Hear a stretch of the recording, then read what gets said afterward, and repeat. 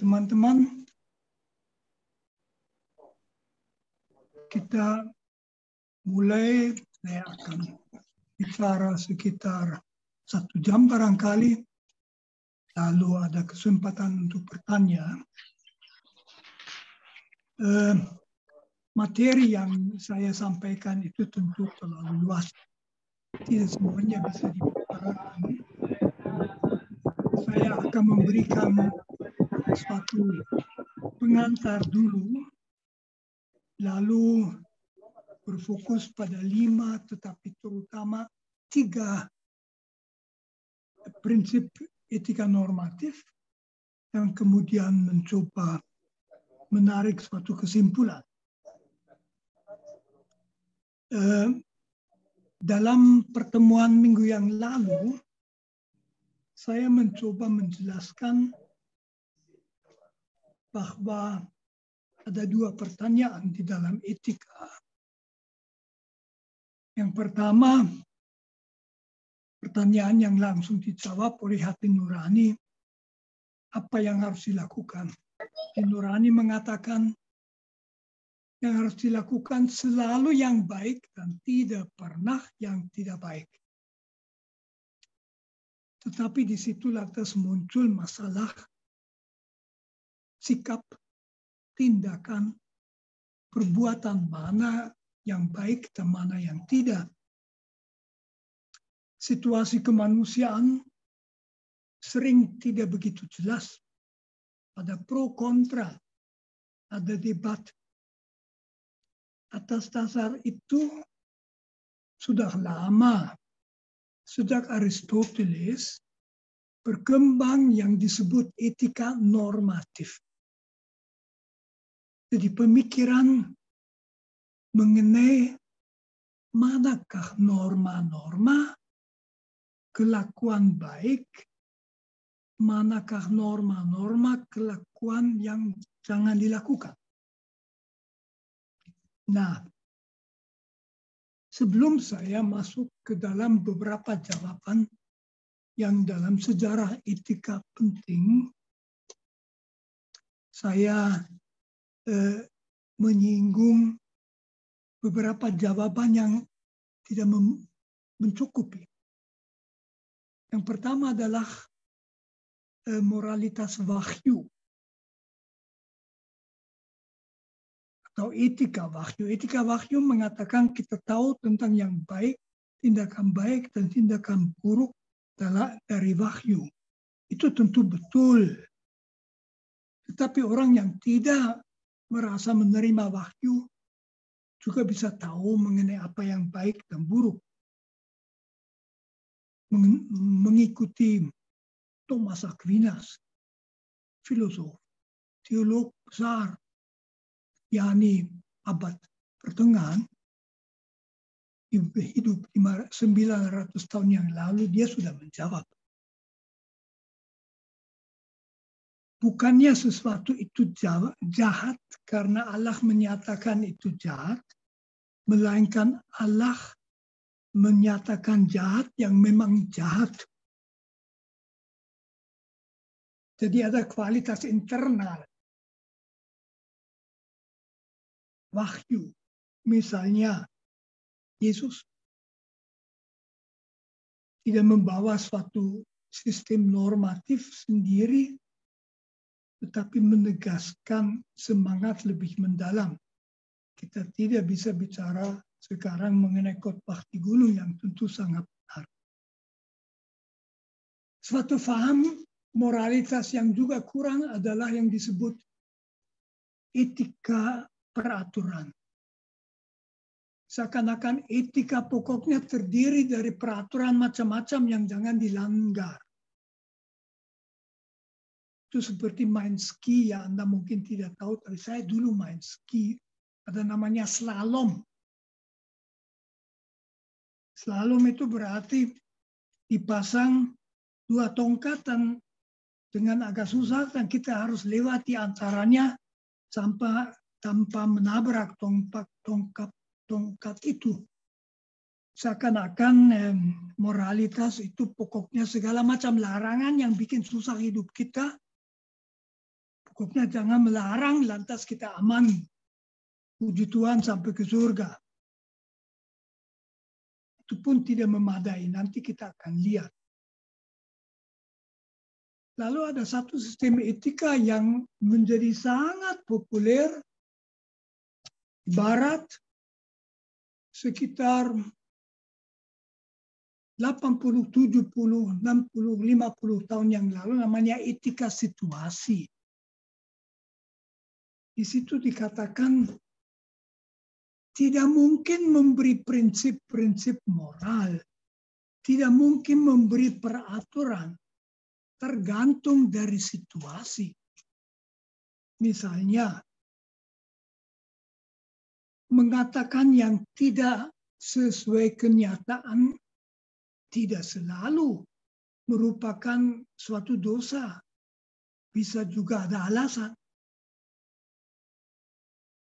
Tapi etika situasi tidak memadai karena meskipun setiap situasi itu barangkali ada yang baru, setiap situasi pada umumnya juga ada unsur-unsur umum karena kita ini hidup di dalam masyarakat dengan struktur-struktur kehidupan bersama. Struktur keluarga, struktur kampung, struktur politik, struktur macam-macam. Bisnis, ekonomi. Ini tidak bisa diputuskan hanya berdasarkan perasaan pada situasi tertentu. Jadi meskipun betul dalam setiap situasi, kita masih harus bentar pikir. Jangan secara buta mengikuti suatu perintah, misalnya jangan mencuri. Kalau kita misalnya mencuri granat yang dipersiapkan anak kita untuk bunuh orang tuanya mencuri, ya, itu barangkali bukan dosa tapi malah jasa. Lalu satu segi yang juga sering dikemukakan oleh antropolog adalah relativisme moral. Mereka mengatakan norma-norma moral tergantung dari masyarakat. Itu tidak seluruhnya salah, tapi kalau kita periksa itu pada dasarnya tidak betul. Ada satu contoh yang menarik, itu orang Chukchen. Orang Chukchen itu penduduk asli di Kamchatka. Kamchatka itu yang tidak tahu, tidak perlu malu. Kamchatka itu sebuah semenanjung Siberia di sebelah timur.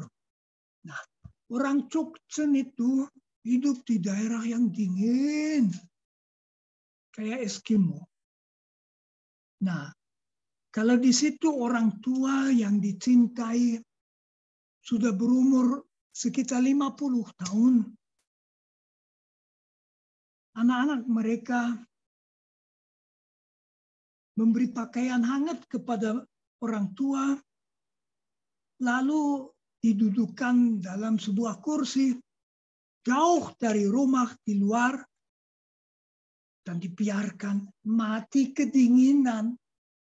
Bayangkan, anaknya membiarkan ibunya, ayahnya mati kedinginan.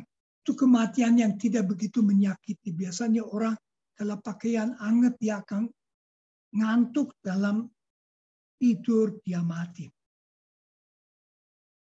Kita di Indonesia tidak akan mengungkapkan cinta kasih dengan membunuh orang tua kalau sudah jadi 50.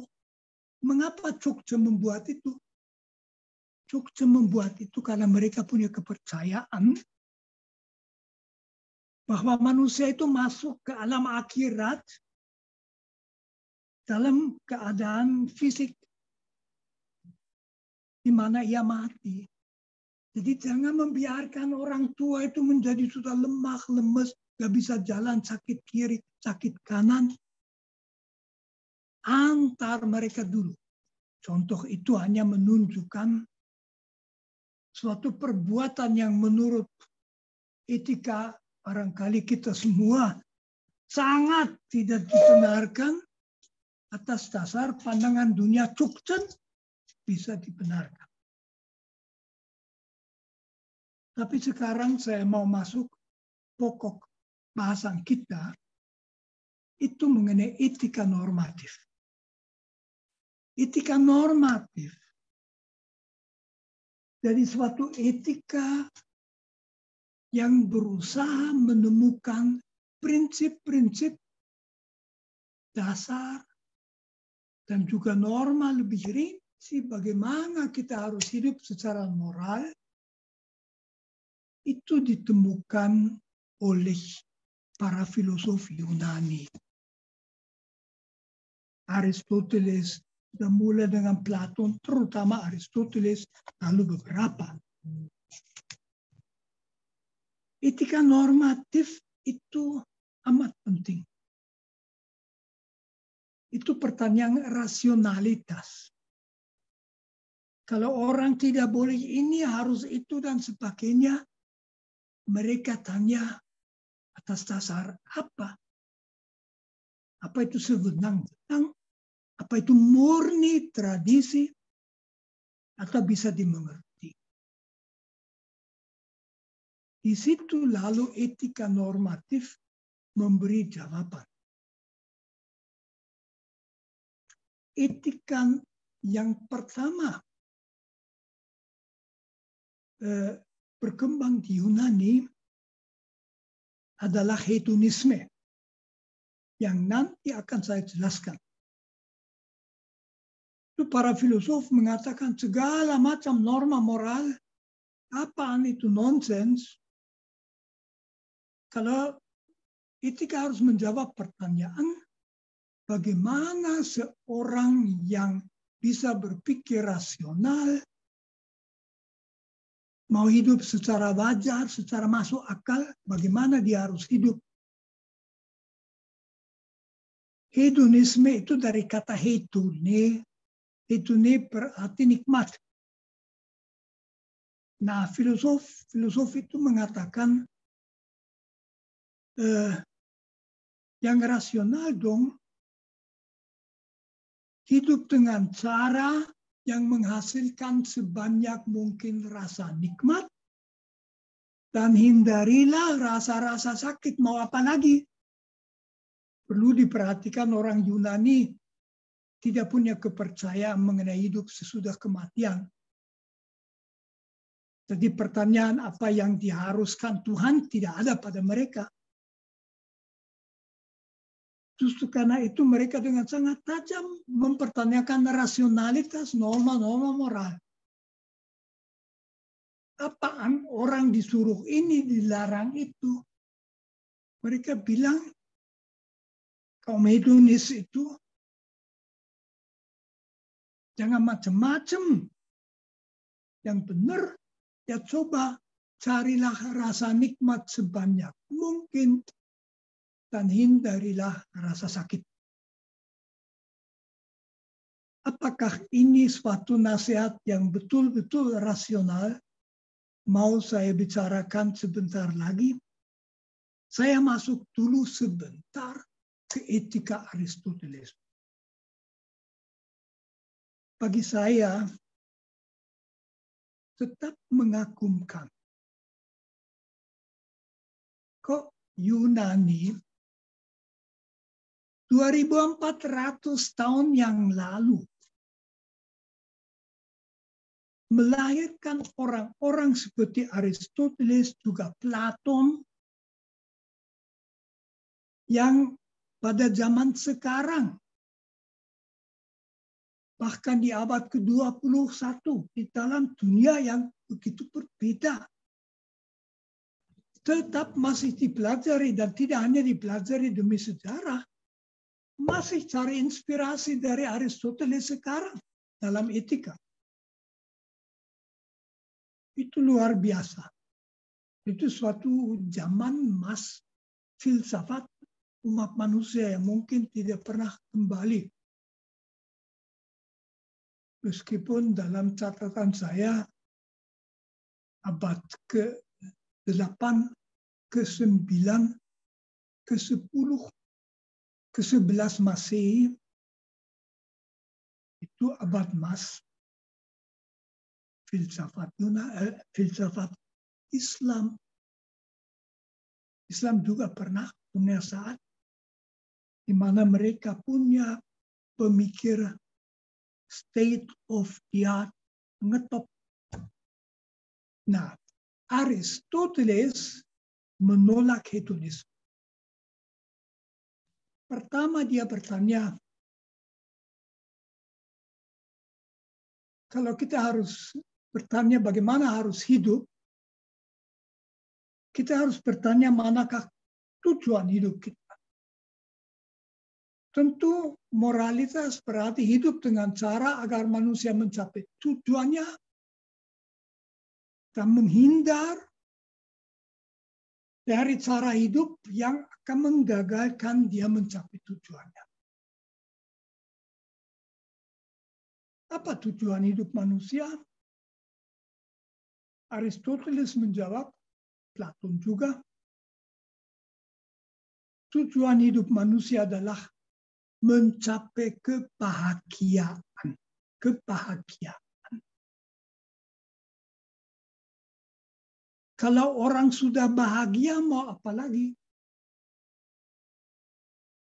Kalau belum bahagia, ya belum sampai. Jadi jelas kebahagiaan tujuan terakhir manusia. Maka Aristoteles bertanya, apa yang membuat manusia bahagia? Aristoteles tidak menolak nikmat, tetapi dia mengatakan kalau orang hanya mencari nikmat, itu dia hidup kayak sapi. Sapi juga mencari nikmat. Anjing juga cari nikmat.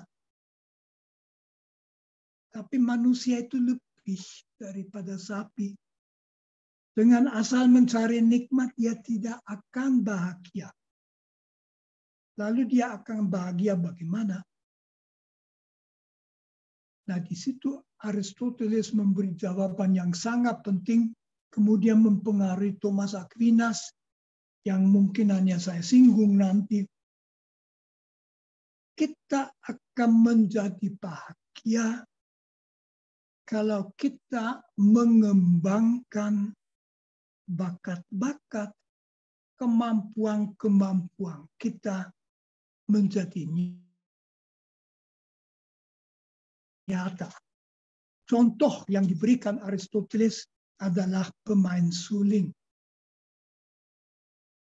Orang yang mempunyai bakat main suling, zaman kita bakat musik,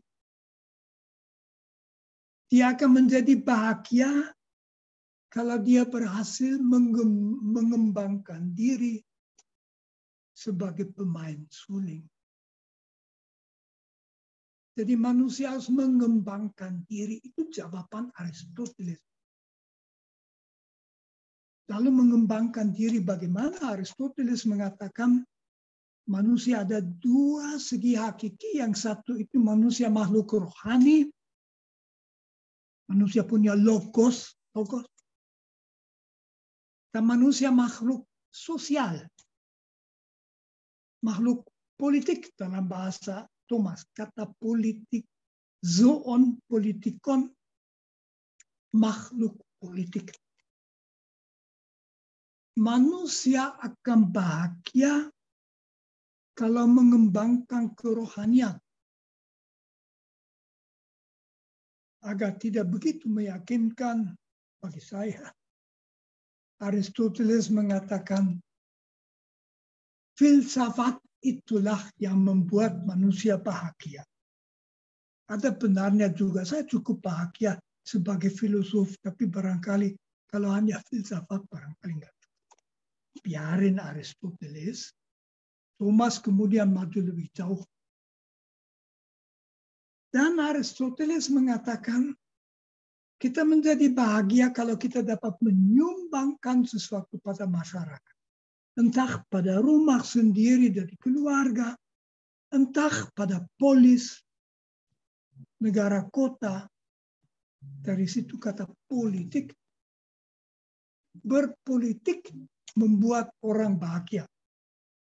Maksudnya bukan berkelahi, rebut-rebutan, korupsi, tetapi bersama menyumbang sebisa-bisanya demi kesejahteraan dan keselamatan polis kebersamaan kita. Luar biasa Aristoteles itu.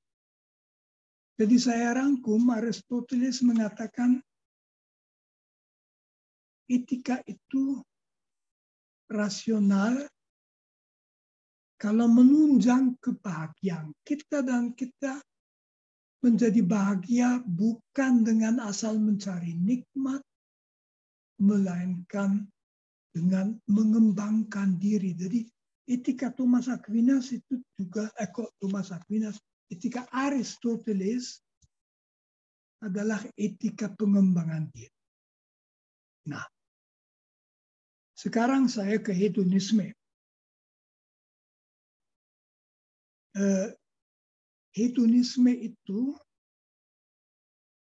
adalah dari pandangan yang dikritik Aristoteles. Hedonisme itu mengatakan pada hakikatnya maksimalisasi rasa nikmat, minimalisasi rasa sakit. Mau apa lagi? Ada filosof hedonisme seperti Epikuros yang sangat canggih dan tidak primitif. Tidak mengatakan makan sebanyak mungkin, melainkan makan juga dengan cara yang memberi nikmat dan tidak sakit perut, dan yang lain-lain juga. Nah, hedonisme itu suatu etika tidak hanya di zaman Yunani, tetapi di modernitas muncul lagi. Utilitarisme yang nanti kita bicarakan tidak harus berhubung dengan hedonisme. Kebanyakan orang utilitaris adalah hedonisme. Mereka mengatakan pokoknya rasa nikmat, hindari rasa sakit.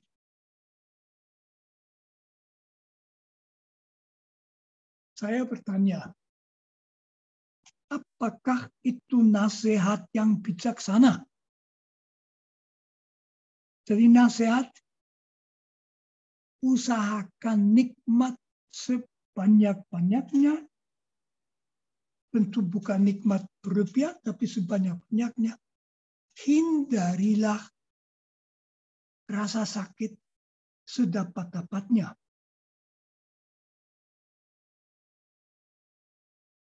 Masalahnya di mana?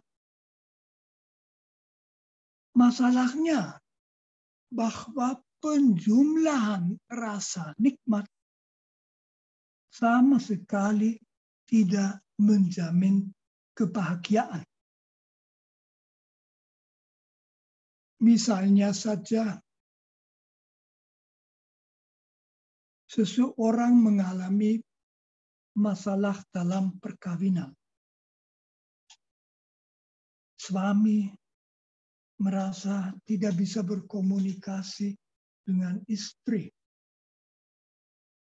Dia tidak bahagia. Dengan lalu mencari nikmat. Entah nikmat apa.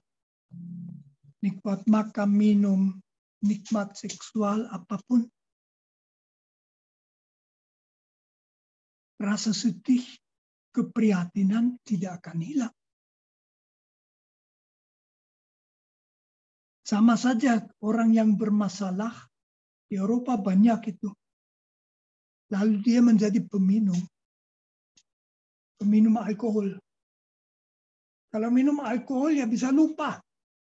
Tapi begitu dia di pagi siang hari berikut biasa lagi, rasa sakit, penderitaan, masalahnya yang dihadapi, kekecewaan atau bahwa dia merasa dikhianati tidak hilang. Dan sebaliknya, orang apa yang membuat kita bahagia? Saya kira adalah pengalaman yang membuat kita betul-betul bahagia deep down adalah kalau kita dapat membuat bahagia orang lain, bukan cari nikmat sendiri.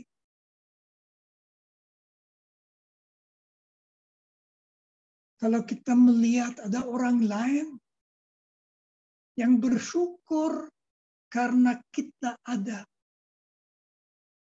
kita akan merasa bahagia. Bukan karena saya nikmat. Mungkin hidup saya berat. Tidak perlu nikmat banyak. Aristoteles juga betul. Yang membuat lebih bahagia, misalnya menjadi politisi yang betul-betul bertanggung jawab dan bagus, atau ya pemimpin, dia tidak pikir nikmat-nikmat. Kebahagiaan adalah kalau dia merasa bisa menyumbang sesuatu. Jadi hedonisme keliru, dan juga bagian yang mengatakan di hedonisme hindarilah rasa sakit. Nggak benar itu. Kadang-kadang kita perlu bersedia menderita sakit demi suatu tujuan yang bagus. Saya seorang mantan pendaki gunung. Saya daki semua gunung tinggi di Jawa. Mendaki gunung itu penderitaan. Kita bangun jam 2 pagi. Memaksa diri makan sesuatu padahal jam 2 pagi nggak mau makan. Jalan dalam kegelapan, kedinginan, tidak lihat apa-apa, naik 1 jam, 2 jam, 3 jam, akhirnya di atas sudah capek, kehabisan nafas, mencapai puncak, ya bahagia. Kalau nggak mau menderita kesusahan, naik kebahagiaan yang tercapai. Kalau di puncak tidak pernah dirasakan. Semua pendaki gunung tahu itu. Demi suatu tujuan yang bagus, manusia bersedia menderita dan itu tidak mengurangi kebahagiaan. Nah, saya hanya menjelaskan ini karena itu penting. Kita mesti menyadari nasihat yang ribuan tahun terus masih di dalam etika. Jangan macam-macam, pokoknya cari nikmat, hindarilah rasa sakit. Keliru, tidak akan berhasil. Aristoteles sudah mengatakan, kamu tidak akan bahagia. Kamu akan bahagia kalau menyumbangkan sesuatu pada masyarakat. Kalau membuka roh pengertianmu. Jadi itu kritik terhadap hedonisme. Satu teori yang hanya saya singgung dengan sedikit sedih karena teori yang mutu sekali itu teori hukum kodrat. Teori hukum kodrat itu lama sekali menjadi dasar etika dan ajaran moral Gereja Katolik. Teori itu juga ada kelemahan teoritis karena itu sekarang tidak lagi dipegang. Tapi Thomas Aquinas itu bertolak dari Aristoteles mengatakan manusia itu menjadi bahagia kalau dia mengembangkan diri sesuai dengan kodratnya. Dan pada Thomas Aquinas, seorang biarawan, ada unsur tambahan yang pada Aristoteles tidak ada. Yaitu dia yakin bahwa manusia itu diciptakan oleh Allah menurut hukum abadi. Hukum abadi itu kebijaksanaan penciptaan Allah sendiri. Hukum abadi itu tercermin dalam kodrat ciptaan, dalam hukum alam, dan dalam kodrat manusia. Dan karena itu, kalau orang hidup sesuai dengan kodratnya, dia sekaligus memenuhi kehendak Allah dan akan mencapai kebahagiaan pada Allah. Itu Thomas Aquinas. Teori itu sangat bagus dan berguna. Misalnya Habermas sangat memuji teori itu karena teori itu etika agamis pertama yang memungkinkan orang yang tidak dari agama yang sama, bahkan tidak beragama, hidup etis. Karena orang juga tanpa beragama bisa tahu mengenai kodrat manusia dan hidup sesuai dengan kodrat manusia. Itu rasionalitas yang tidak lagi tergantung dari satu agama. Dan tidak lagi perlu mengatakan di luar agamaku orang tidak tahu moralitas. Enggak. Tentu menurut Thomas Aquinas, juga menurut Aristoteles, tahu. Yang menjadi masalah tentu merumuskan kodrat manusia itu tidak gampang untuk dipastikan. Para filosof itu punya kecenderungan masing-masing menjelaskan kodratnya sesuai dengan pikirannya sendiri. Jadi ini agak sedikit sulit. Teori yang paling penting adalah teori etika Kant. Itu pun hanya secara singkat bisa saya sebutkan. Kant itu menemukan sesuatu yang pada Aristoteles belum ada. Pada Thomas Aquinas ada, tetapi hanya dalam hubungan dengan Tuhan. Aristoteles tidak tahu tentang kehidupan sesudah kematian. Thomas Aquinas, maka Aristoteles hanya mengatakan orang bijaksana hidup secara bermoral. Thomas Aquinas mengatakan juga demikian, tetapi lebih.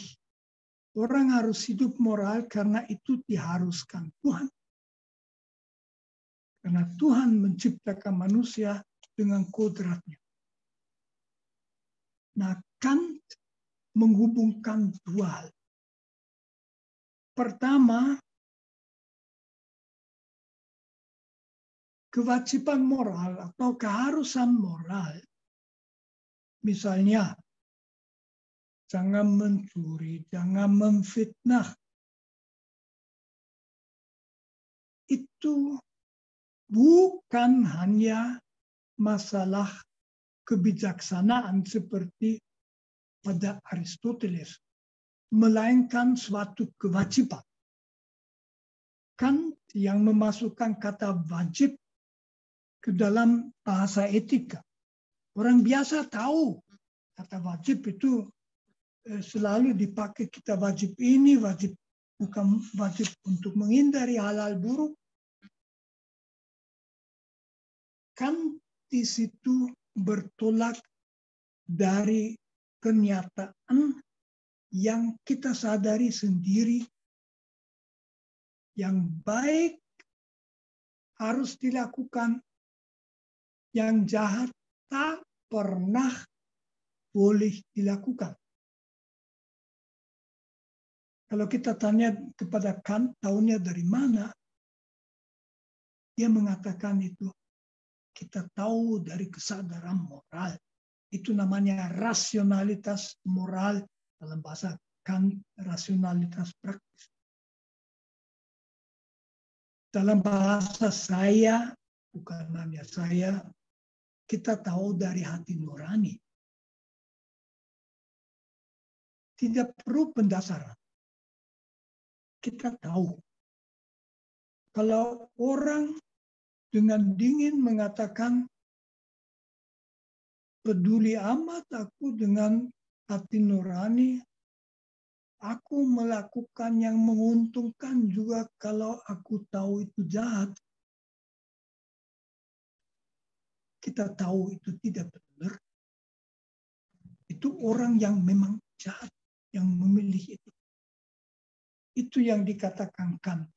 Kant pakai istilah kewajiban moral merupakan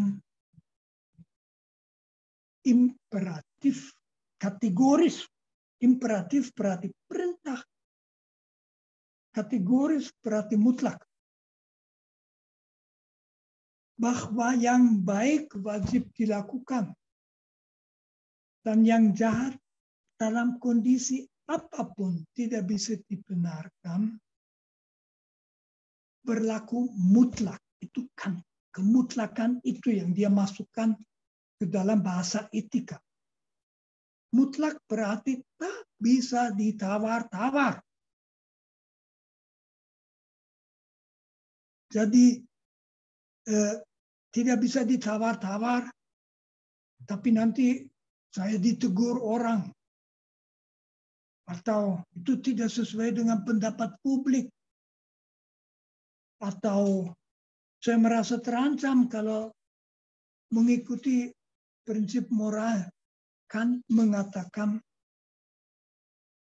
tetap berlaku tanpa syarat apapun. Yang baik harus dilakukan, yang tidak baik perlu dilepaskan.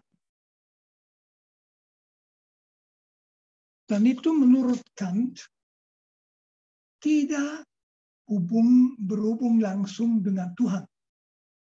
Jadi dia mengatakan itu kesadaran manusia sebagai manusia. Setiap orang mempunyai itu.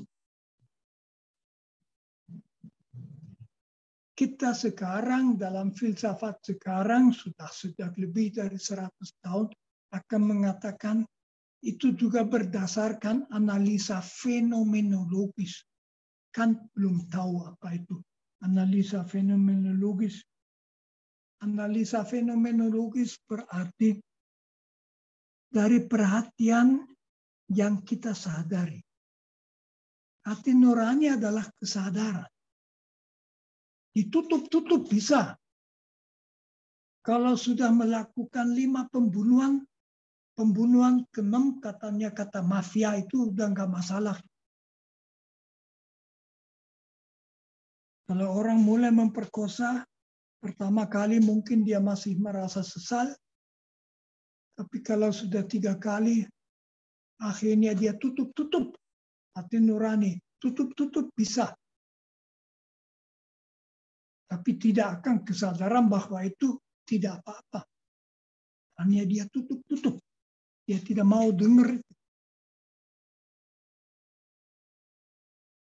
Di situ ada beberapa kemajuan dalam etika. Yang pertama, Kant mengatakan kewajiban moral berlaku universal. Saya tidak akan masuk ke dalam pertanyaan yang tentu dalam filsafat penting juga dalam membicarakan Kant sendiri penting untuk bertanya sikap perbuatan apa yang baik, perbuatan apa yang jahat. Kant hanya mengatakan suatu yang baik harus bisa diuniversalisasikan. Maksudnya apa? Diuniversalisasikan harus saya anggap berlaku bagi siapapun dalam situasi saya. Jadi nggak ada kewajiban moral yang hanya berlaku bagi saya. Melainkan apa yang betul-betul wajib secara moral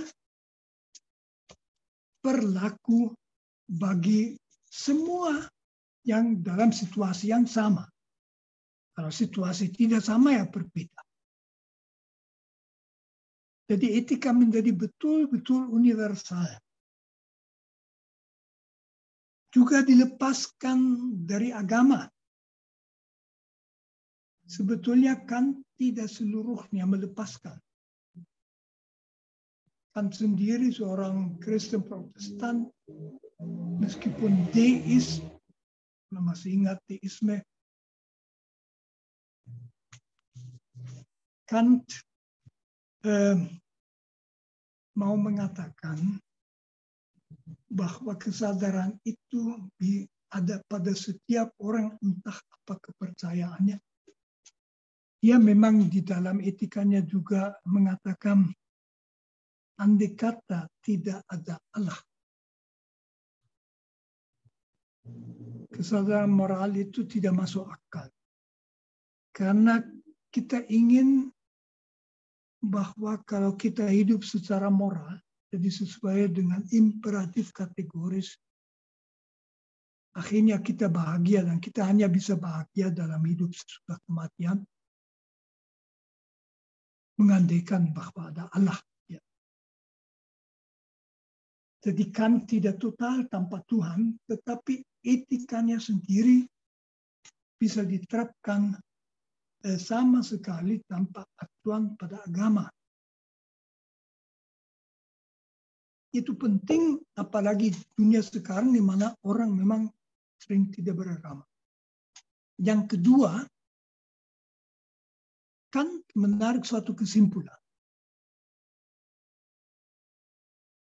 yaitu yang dia sebut rumus kedua, imperatif kategoris. Imperatif kategoris berarti yang baik harus dilakukan, yang jahat tidak pernah boleh dilakukan. Dari situ dia menarik kesimpulan, manusia sebagai makhluk rasional tidak pernah boleh dipergunakan semata-mata sebagai sarana, tetapi selalu juga sebagai tujuan pada dirinya sendiri. Jadi Kant mengatakan setiap orang, laki-laki, perempuan, orang bebas, budak, orang dewasa, anak kecil, merupakan nilai pada diri sendiri, tidak pernah boleh hanya diperalat. Tentu kita bisa mengatakan hubungan kita dengan orang lain banyak yang fungsional. Kalau saya pergi ke toko, beli sesuatu, kemudian bayar, ada karyawati yang melayani saya berhubung dengan dia karena saya minta pelayanannya sebagai penerima bayaran saya. Tapi tidak berarti saya tidak menghormati dia sebagai tujuan pada dirinya sendiri. Nah, implikasi apa? Implikasi imperatif kategoris dalam bentuk itu adalah hormat mutlak terhadap hak asasi manusia. Jadi Kant yang memberikan dasar etis kuat kokoh kepada hak-hak asasi manusia. Hak-hak asasi manusia bisa dilihat sebagai unsur-unsur yang menjamin bahwa orang itu selalu ditangani sebagai tujuan, tidak hanya sebagai sarana. Atau dalam bahasa lain, contoh saya, atas dasar etika Kant,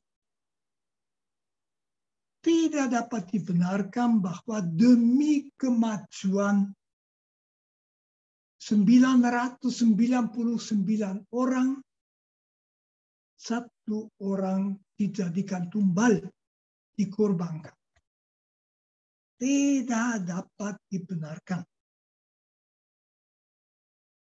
Jadi etika Kant itu luar biasa dan sangat berpengaruh pada modernitas. Kant memang filosof yang menurut banyak ahli dianggap filosof terpenting dalam 400 tahun terakhir. Itulah Kant. Kant dengan imperatif kategoris mutlak berlaku, yang baik harus dilakukan dan yang tidak baik tak pernah, dan manusia tidak pernah boleh diperlakukan semata-mata sebagai saran. Namun etika Kant pada waktu hampir sama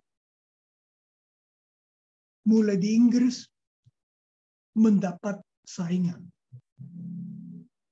yaitu teori utilitarisme. Bahasa Inggris utilitarianisme. Saya pakai dari bahasa Jerman utilitarismus. Saya pakai utilitarisme. Daripada utilitarianisme itu saya selalu suka patah lidah itu. Utilitarisme. Tapi kalau mau utilitarianisme ya boleh. Nah, tokohnya adalah Jeremy Bentham yang meninggal tahun 1832 dan John Stuart Mill, seorang pemikir besar Inggris juga meninggal tahun 1875. Mereka itu tidak berdebat dengan Kant, mungkin tidak memperhatikan, tetapi mereka mencoba untuk memberikan aturan moral yang menurut mereka paling masuk akal. Itu pun untuk melawan moralitas keagamaan di Inggris waktu itu. Jeremy Bentham yang memberi rumusan yang amat terkenal, meskipun kita akan lihat rumusan ini tidak secara sempurna memuat utilitarisme, yaitu bertindak selalu sedemikian rupa sehingga engkau mengusahakan atau memfasilitasikan atau mendukung the greatest happiness of the greatest number. Jadi bukan pikir dirimu sendiri, keluargamu. Pilihlah dari sekian kemungkinan untuk bertindak, kemungkinan yang menghasilkan the greatest happiness for the greatest number. Kebahagiaan yang sebesar-besarnya bagi jumlah yang sebanyak-banyaknya. Notabene, saya tidak akan mengatakan bahwa itu salah. Nanti saya mau memperlihatkan mengapa itu tidak mencukup. Tentu itu suatu pertimbangan yang wajar.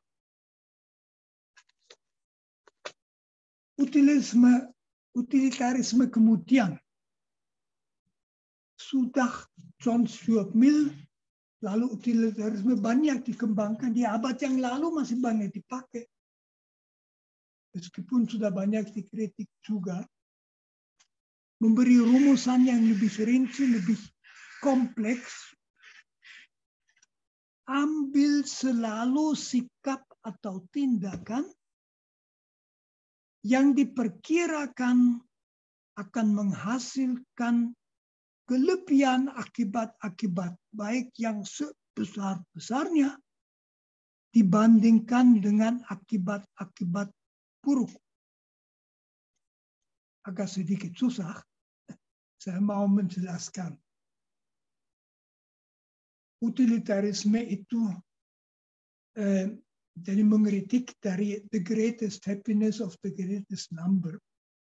Utilitarisme sangat sadar bahwa setiap perbuatan kita ada segi positif dan segi negatif.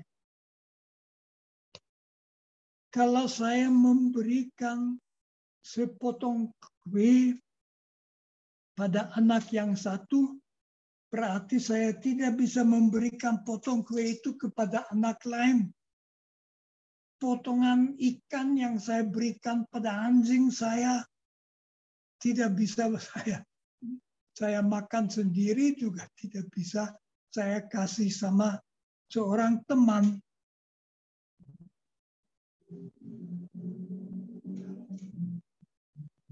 Regulasi, normalisasi.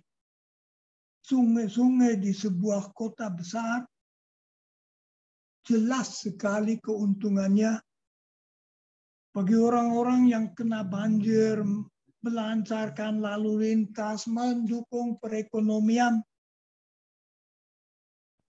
Tapi yang mungkin ada yang digusur, itu akibat negatif. Akibat positif adalah bebas dari banjir, pelancaran kehidupan ekonomi masyarakat. Akibat negatif ada yang digusur. Karena itu, rumusan utilitarisme itu mengatakan yang harus diperhatikan saldonya. Jadi kelebihan akibat-akibat baik yang dibandingkan dengan akibat-akibat buruk. Misalnya penggusuran. Kalau jauh lebih banyak orang beruntung dari normalisasi sungai, sedangkan yang rugi hanya sedikit orang yang digusur, normalisasi sungai itu dapat dibenarkan. Itulah utilitarisme. Di situ kita melihat langsung, saya kira dengan contoh itu,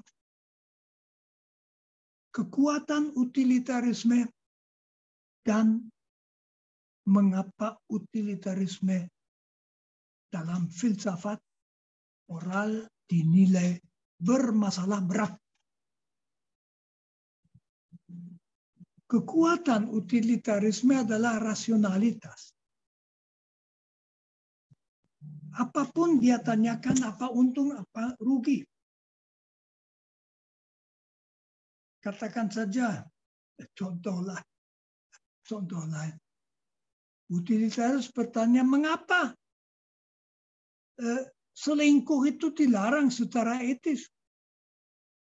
Lihat dulu apakah lebih besar rugi atau keuntungan. Kalau ternyata lebih banyak keuntungan, misalnya laki-laki yang selingkuh itu lalu lebih tentram di rumah, tidak berkelahi dan sebagainya, ya tidak apa-apa, itu utilitarisme. Jadi rasionalitas itu tinggi. Dan utilitarisme tidak bertanya bagi saya, ke happiness saya seperti Aristoteles, kebahagiaan saya, tetapi pokoknya yang paling banyak menghasilkan kebahagiaan, entah saya sendiri tambah bahagia, entah tidak relevan. Utilitarisme sangat cocok misalnya dalam penentuan memilih anggaran, misalnya anggaran negara yang terbatas. Negara punya anggaran sekian triliun rupiah, ya lalu muncul pertanyaan, apakah dari triliun rupiah itu mau dikeluarkan misalnya untuk membangun ibu kota yang baru atau menaikkan gaji guru? Ini pertanyaan yang dalam politik terus-menerus muncul. Di situ utilitarisme sangat berguna. Jadi utilitarisme ada segi positif, tetapi ada kelemahan. Apa kelemahannya? Sederhana sekali. Utilitarisme tidak bisa menjamin keadilan. The happiness of the greatest number bisa tercapai dengan menindas minoritas. Mayoritas besar happy betul kalau minoritas ditindas. Ya benar, tapi apa itu adil? Lebih rinci lagi, utilitarisme tidak dapat menjamin hak-hak asasi manusia. Hak asasi manusia misalnya mengatakan ada hak asasi atas tempat tinggal. Jadi demi keuntungan yang banyak sekalipun orang tidak bisa dirobohkan tempat tinggalnya. Kecuali tentu ada ganti rugi. Itu kelemahan besar utilitarisme. Politisi suka utilitarisme karena bisa menutup-nutup adanya korban. Tetapi itu secara etis cacat. Seorang pun tidak boleh dijadikan tumbal bagi 999 orang. Itu kelemahan utilitarisme.